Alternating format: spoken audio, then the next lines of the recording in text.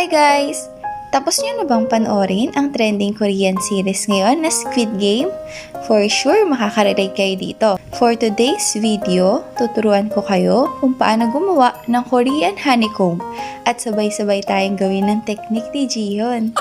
So ano pang hinihintay natin? Let's get started! So ito ay traditional way ng paggawa ng honeycomb. Gagamit tayo ng ladle. Ilagay dito ang white sugar at hayaan itong matunaw hanggang sa mag-caramelize.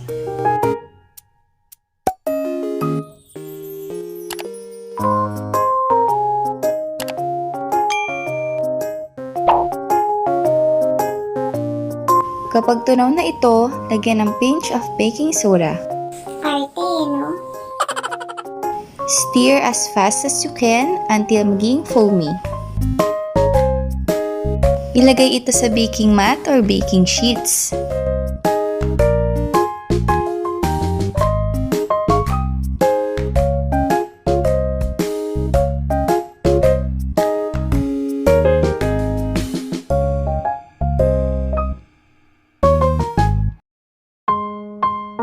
So, ang honeycomb ay one of the popular candy in Korea. Ito din ay tinatawag na dalgona, meaning it is sweet.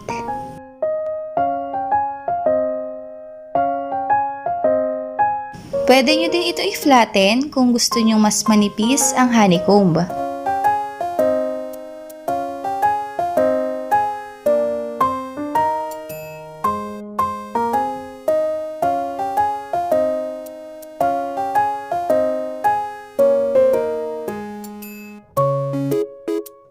And just use cookie cutter para sa mga gusto nyong designs.